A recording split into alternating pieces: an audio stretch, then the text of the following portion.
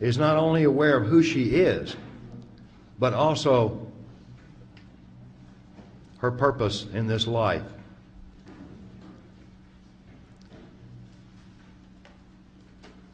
I would also like to introduce a person who changed my life forever. Cathy O'Brien, thank you.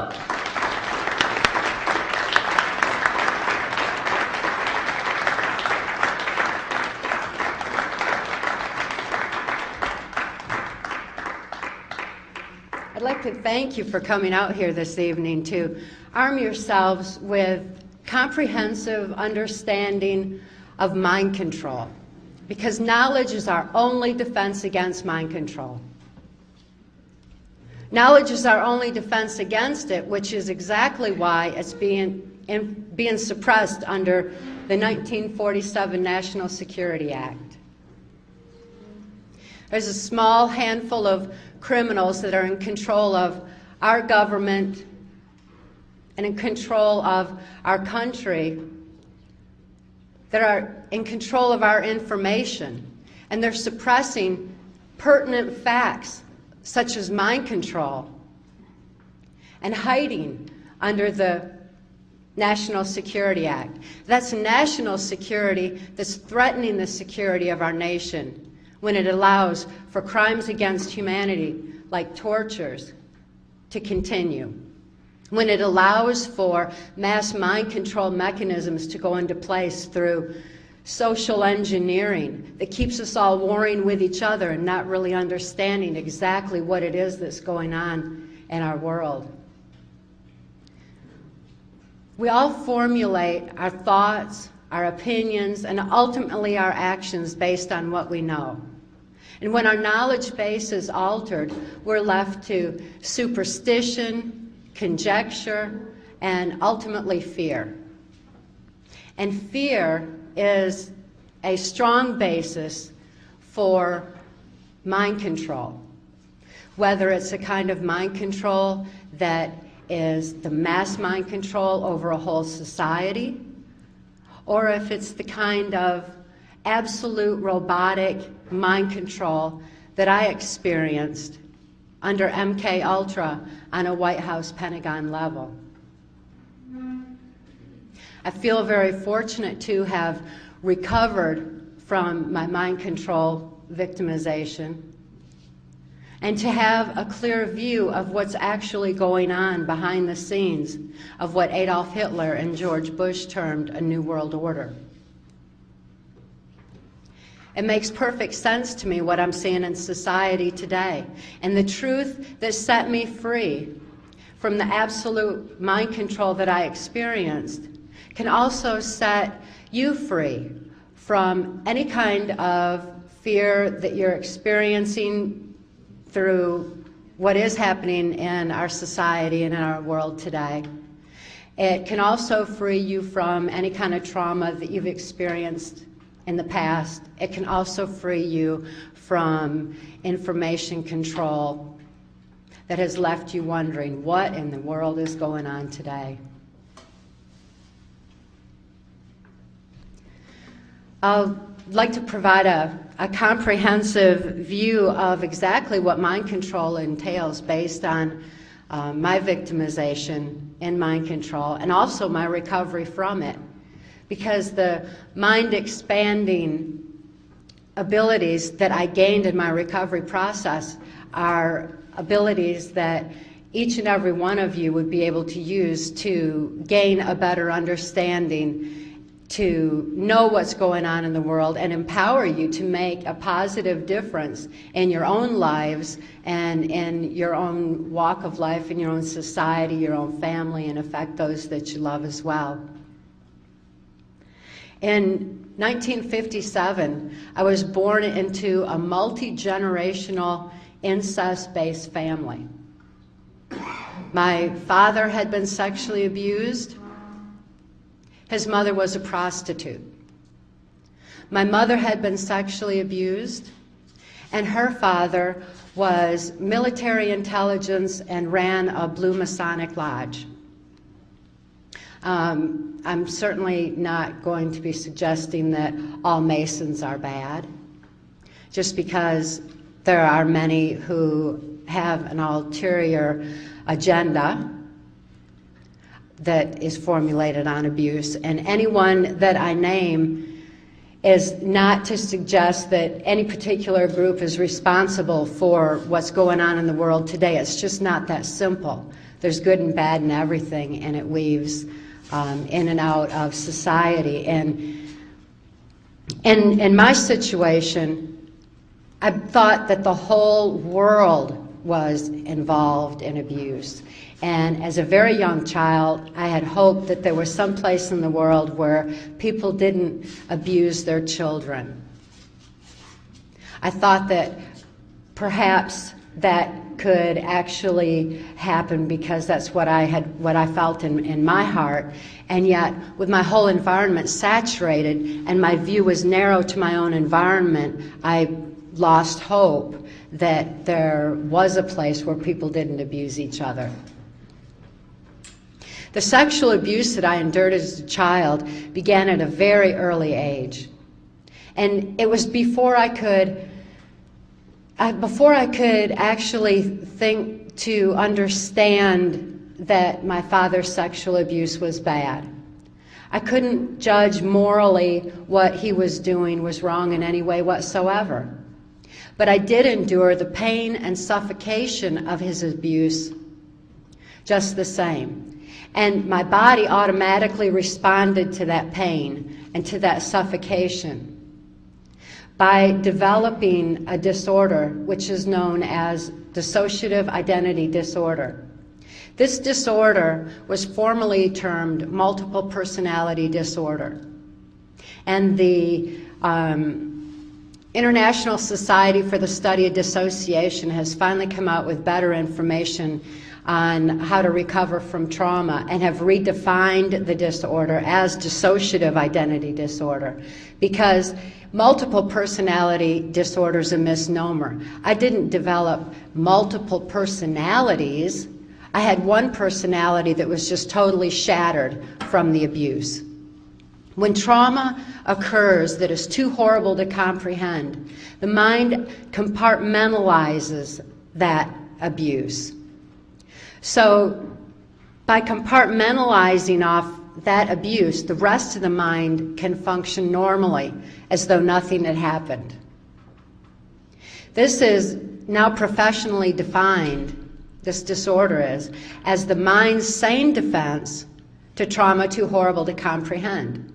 It's not something that as a very, very young child I thought to develop and used as a psychological protective mechanism. Instead, it's what my brain automatically did in order to deal with the extensive abuse that I was experiencing. My father may not have been aware of the effects on my brain that his abuse was causing. Not until much later, when his sexual abuse used as expanded into child pornography. He was supplementing the family income with proceeds from child pornography he was making of me, and this child pornography was being sold through the local Michigan Mafia child pornography ring.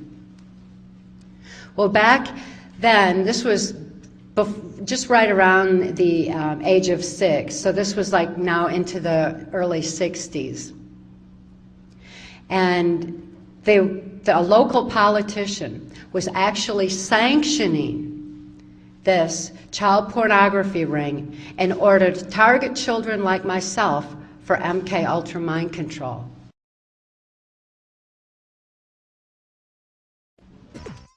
Because it was well known that any child that was so abused to be used in child pornography would be suffering from this dissociative disorder.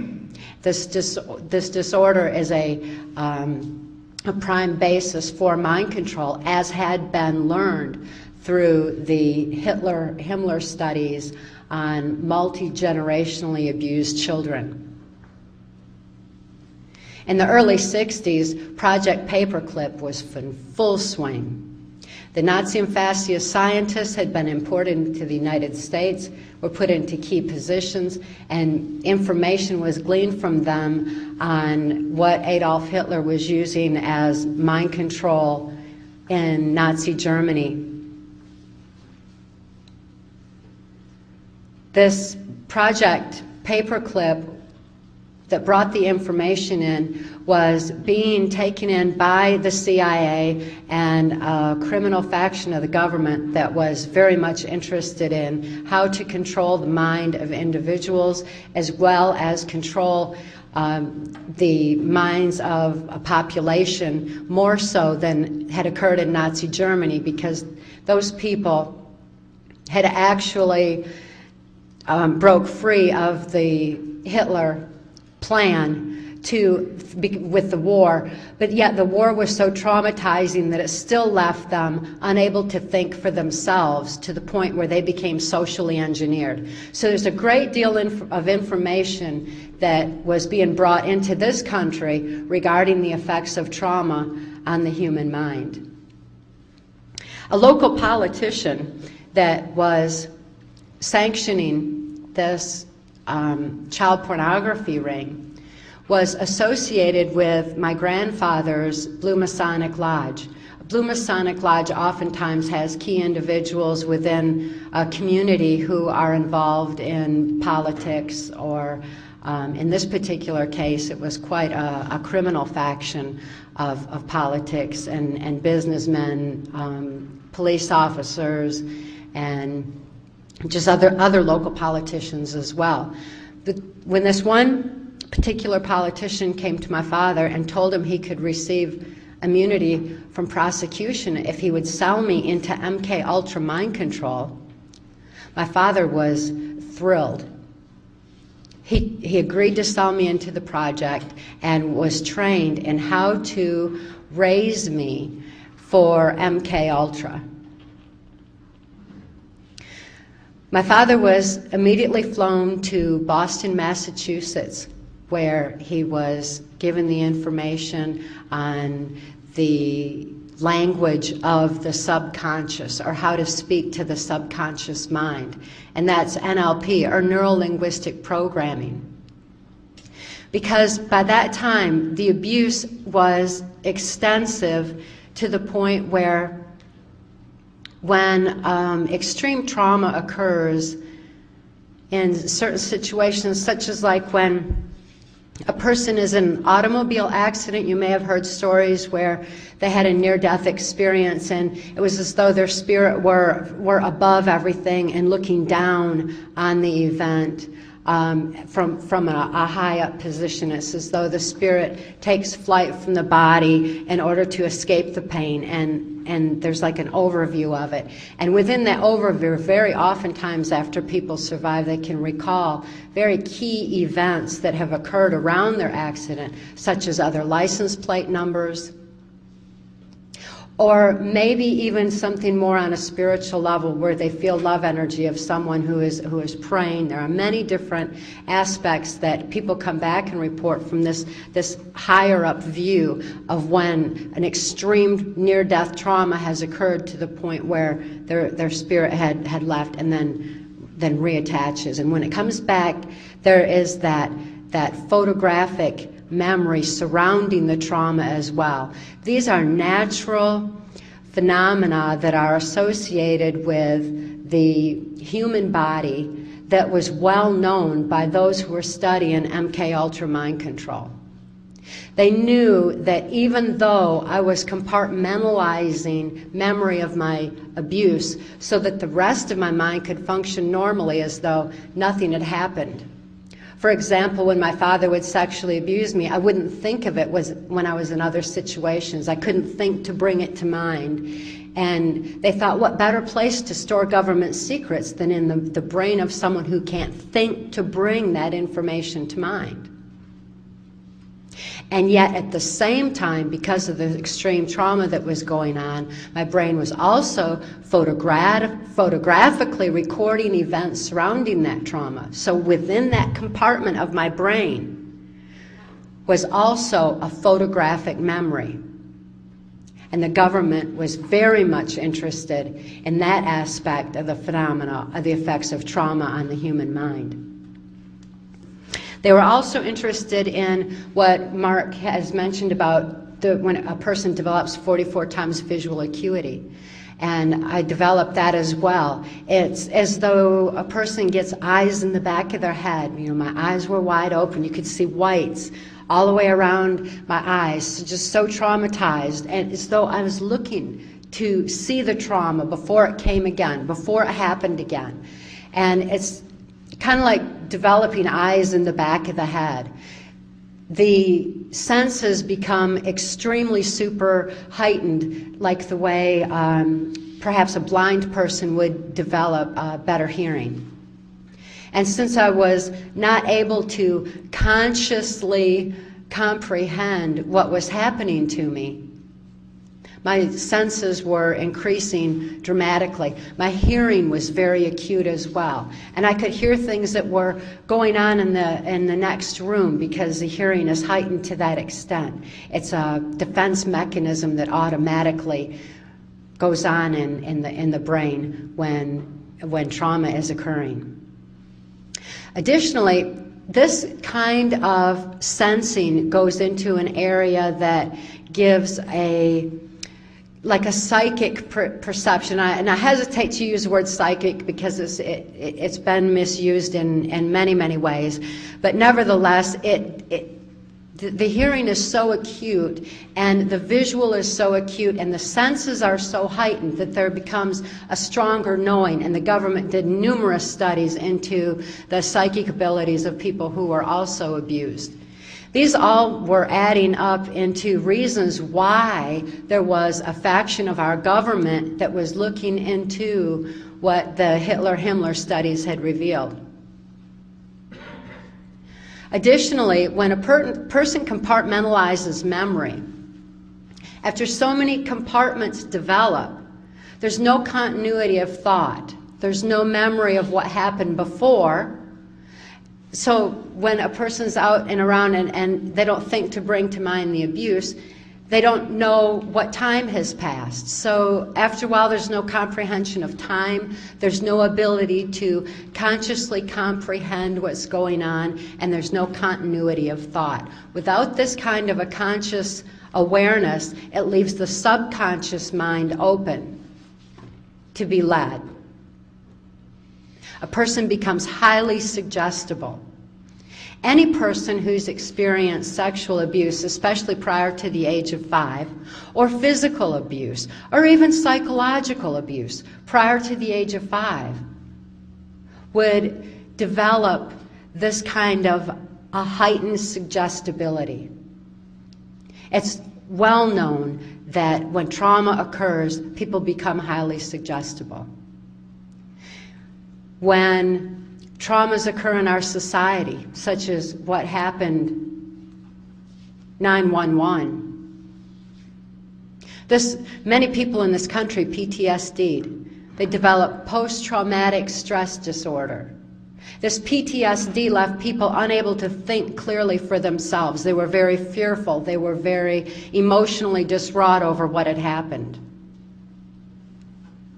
And when they're not able to think clearly for themselves, they're more easily led. So when they're told what to do by the television while those horrible images are played over and over and over again, they become compliant, they become apathetical, and they become so easily led that America began to lose some of its strength, to the point where the criminals that have been in control now for numerous generations took a significant step forward in their control.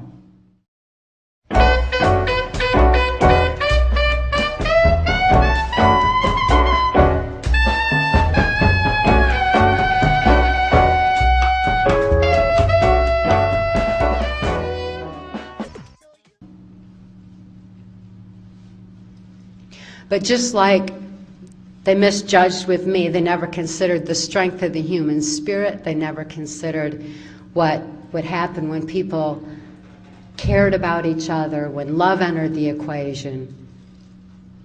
And that has caused people to stand, and a lot more people are awake and aware, and it's making a profound difference. It's certainly the cause, ultimately, of my recovery. But they weren't aware of any of those aspects back then. All they knew was exact scientific formula for exactly how to control someone and what happens to the brain when a person is severely traumatized. They knew that if a person didn't have any continuity of thought or any awareness of time, that they would have extreme physical endurance. Because when a person does something real exhausting and real extensive for a while, completely forgets about it, the brain doesn't signal the body to be tired, and it's as fresh as it was before it had gone through all the strenuous activity leading up to it. This became a very strong interest for the government in creating what we now know as special forces, or the military special forces that have seemingly superhuman strength and superhuman endurance, superhuman vision, and an ability to carry on and carry out orders that are extraordinary. This was also an opportunity for the government to store secrets within a mind of someone like that, while at the same time having a photographic memory to know exactly how to carry out the various orders. When they began meddling in the subconscious mind, our subconscious mind is the part that controls our breathing, it controls our blood flow, it controls numerous body functions. And because of that, a person could actually take a bullet and not bleed, not recognize or acknowledge the pain, have it compartmentalized and go on as though nothing had happened. And by not acknowledging it, the pain doesn't slow them down, the endurance continues, the bleeding is stopped, and they're able to continue to do whatever it is they're programmed to carry out. This is pertinent information about what our brains are capable of doing.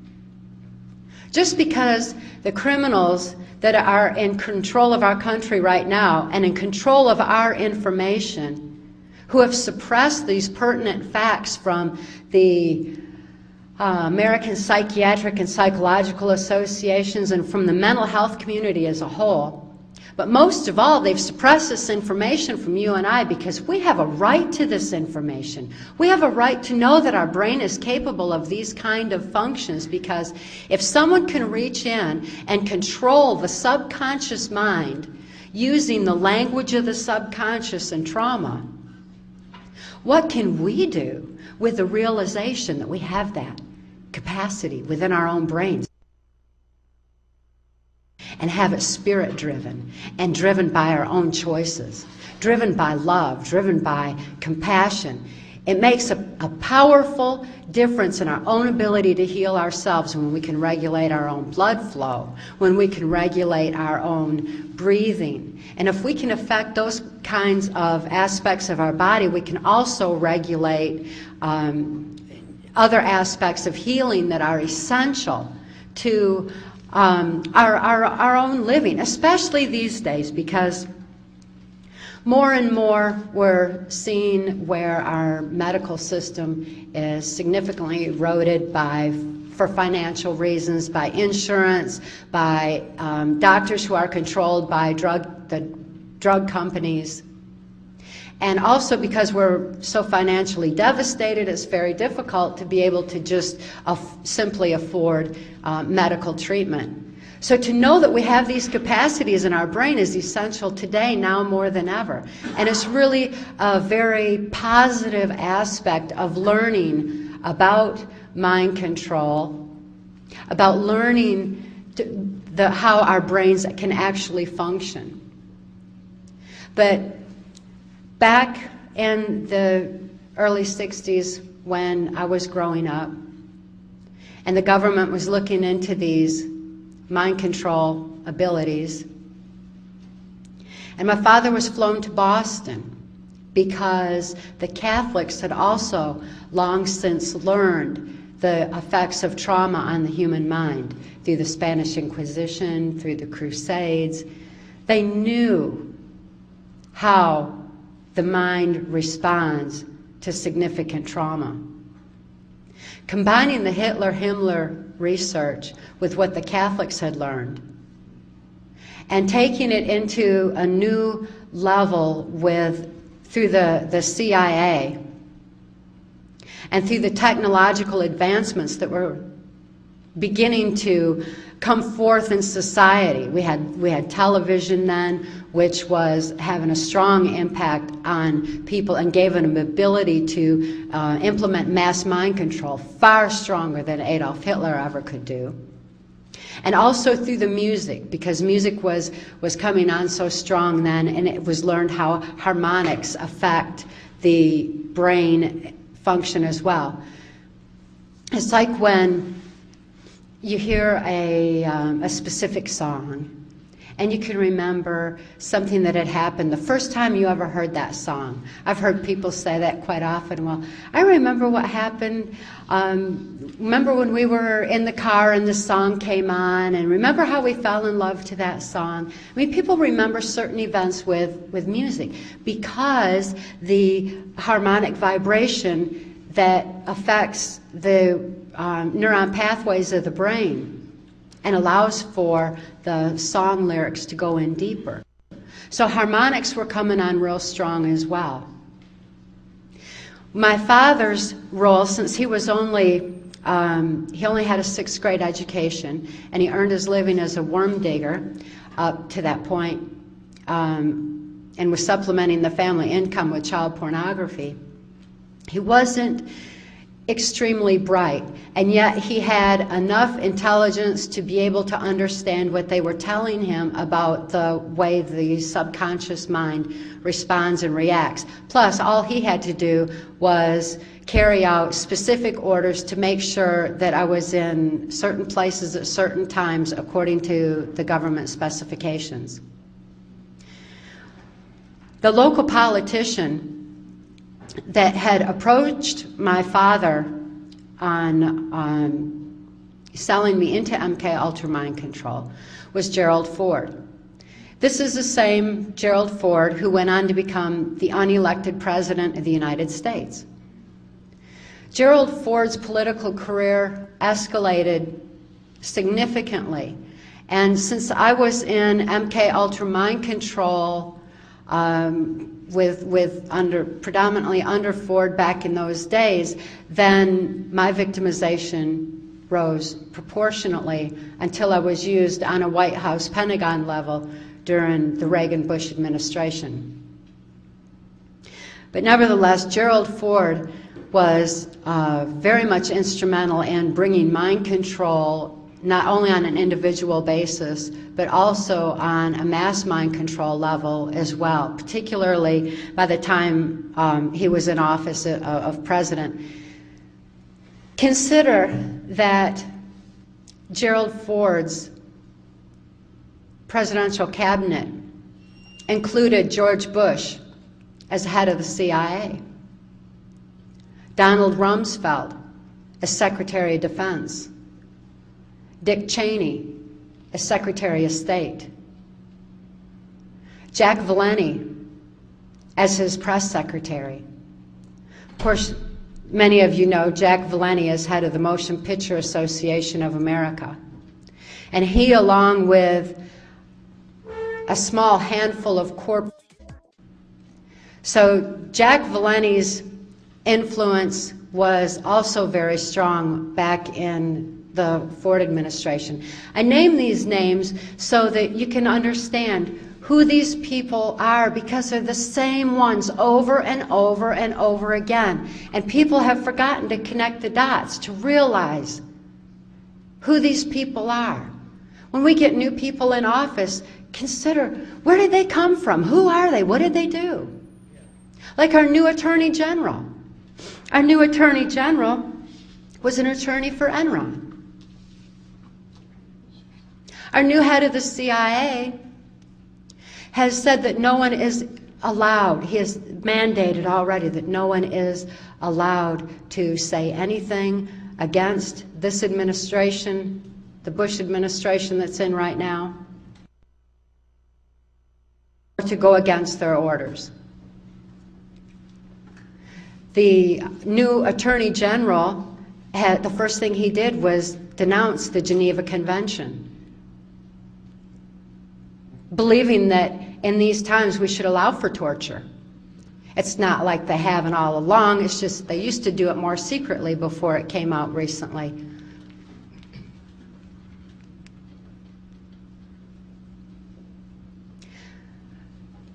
It's important that we consider that we've got the same people in place, and it's just a small handful of criminals, and it's absolutely inexcusable that we continue to leave them in power. After my father came back from Boston, Massachusetts, I was subjected to extensive, systematic abuses. The sexual abuse that I had endured was extending into ritual abuse and more tortures. The ritual abuse that I experienced within our local Catholic Church was very deliberate for the purposes of mind control. It's not to say that all Catholics are bad. There's some very, very good, concerned Catholics who are as outraged as you and I are that that kind of abuse is going on in the church. They're as outraged as we became when we began to learn about this Boston connection. When we started hearing about the child abuse that was emanating out of Boston. It wasn't just child abuse, although that's absolutely horrific enough. It was a very systematic form of mind control, very much a part of MK Ultra. I've been talking about that Boston connection for over a decade. And I'm so glad to see that it's finally coming to light. And yet the most key part of what's actually going on has been left out of the equation once again. Mind control, understanding mind control, gives us a comprehension of what we're actually seeing and gives us an understanding of numerous aspects of not only what we're seeing in society, but on a global scale as well. Because it's the common thread that ties everything together. It's that last piece of the puzzle that pulls the whole picture into focus where we can actually fully understand what it is we're seeing. Because once we understand it, we no longer have to fear it. We're no longer left to superstition. We're no longer left to fearing what's coming next, what's coming next. Instead, we know. We know exactly what's going on, and we can think beyond what we're being told. We can think beyond what the media allows us to know. We can expand our thinking and learn to stand strong with a strength of spirit and soul conviction to make a positive difference in our own lives and in our own little areas of society. And ultimately that will expand further and further and further. But it begins with awareness. The abuse that I was enduring under MK Ultra mind control was so extensive that I lost all my awareness. I lost my ability to reason. I lost my ability to question anything. More and more, I could only do exactly what I was told to do with no ability to hope anymore, that there was some place. Not only was my whole environment saturated with this abuse, but I couldn't even think anymore to hope that there was some place where people were kind. I began losing my ability to think from about the age of 6 on, and it was quite an extensive progression over the next several years. This included going to the governor's mansion in Mackinac Island, Michigan. At that time, George Romney was the governor of Michigan, and he was very much interested in taking a powerful form of mind control gleaned from the Catholics, taken from the CIA and the Hitler-Himmler research, and also into the technological advancements, and put it into his Mormon church. George Romney was very active and very high up in the Mormon church, and they could foresee that as a strong opportunity for being able to lead people in a religious way. People are easily led by a religion because they do want to do what God tells them to do, but the religion that they're being taught is outside themselves, when in fact the spirituality and relationship with God is within.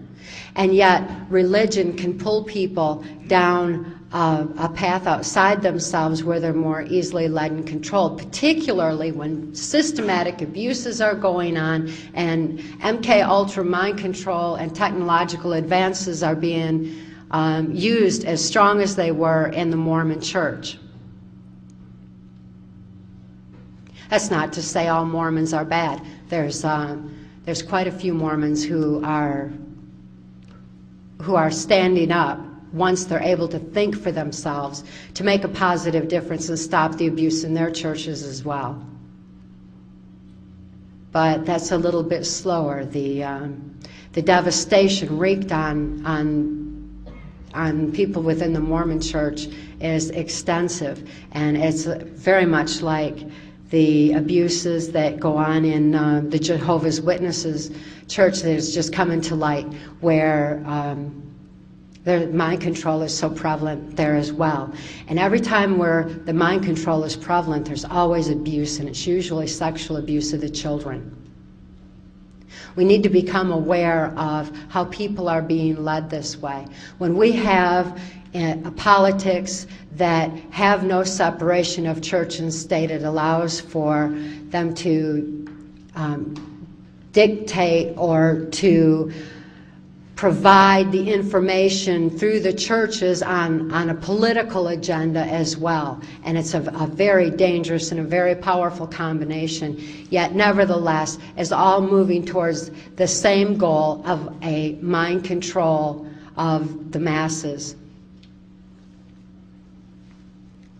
In Mackinac Island, Michigan, I also heard George Romney talk about what is now known as global education, where bringing a form of mind control into the education system and altering the history, and also pumping information into the children's head at a rate to where they lose their ability to discern and to creatively utilize the information, but nevertheless it's just being pumped into their head, especially with the onset of computerization and harmonics coming through the headphones while they're sitting at some of those computers. The computers were also deliberately designed to alter the history that they were being taught, because it was believed that to control the future, all they needed to do was control the history. Again, alter that knowledge base so that when they do formulate any thought or action, it's based on something that's totally false or